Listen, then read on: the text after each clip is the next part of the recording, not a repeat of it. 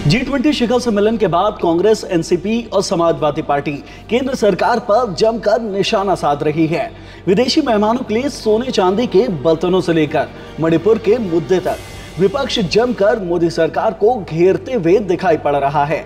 तो चाइना का न आना हमारे लिए एक बहुत बड़ा सेटबैक। इसकी इंक्वायरी भी होनी चाहिए कि G20 के वेन्यू में जब तीसरा सेशन हो रहा था उसमें पानी कैसे भर गया। तो चलिए आपको सिलसिलेवार तरीके से बताते हैं कि किसने क्या कहा।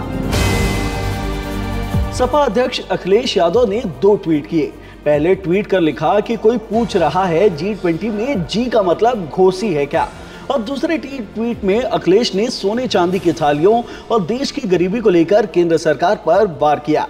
दरअसल अखिलेश अपने पहले ट्वीट में घोसी के जरिए बीजेपी को उसकी यूपी के घोसी विधानसभा में हुए बीते दिन उपचुनाव की हार याद दिला रहे थे, जहां बीजेपी कैंडिडेट को सपा कैंडिडेट ने 40,000 वोटों से हरा दिया।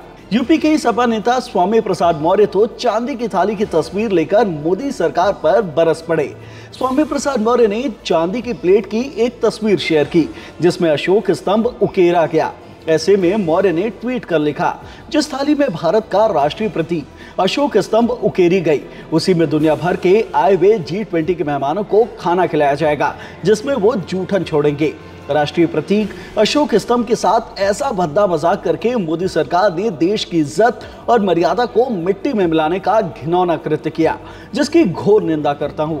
मोदी सरकार को सार्वजनिक रूप से देश की जनता के सामने माफी मांगनी चाहिए एवं अशोक स्तंभ युक्त थाली में खाना खिलाने के निर्णय से बाज आना चाहिए। कांग्रेस नेता अधीर रंजन चौधरी ने दिल्ली में दोबारा लॉकडाउन की स्थिति बनाने का आरोप लगाया। अधीर रंजन ने कहा कि G20 शिखर सम्मेलन के चलते दिल्ली में एक बार फिर लॉकडाउन की स्थिति बन गई।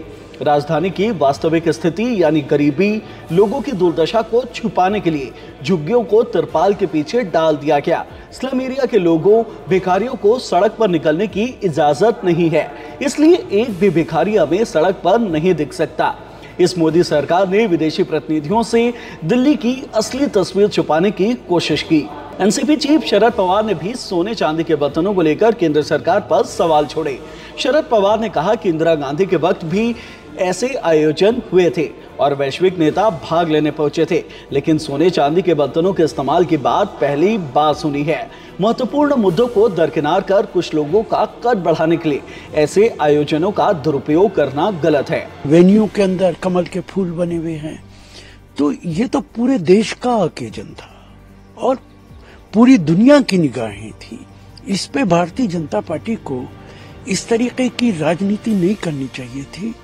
G20 से देश का नाम हुआ है, इसमें कहीं कोई दो राय नहीं, लेकिन बीजेपी ने राजनीति करने में कोई कसर छोड़ी नहीं। वैसे आपको बता दें, कांग्रेस अध्यक्ष मल्लिकार्जुन खड़गे को G20 समिट का इनविटेशन नहीं भेजा गया था। इस मुद्दे को लेकर भी विपक्ष ने सरकार पर जमकर निशाना साधा।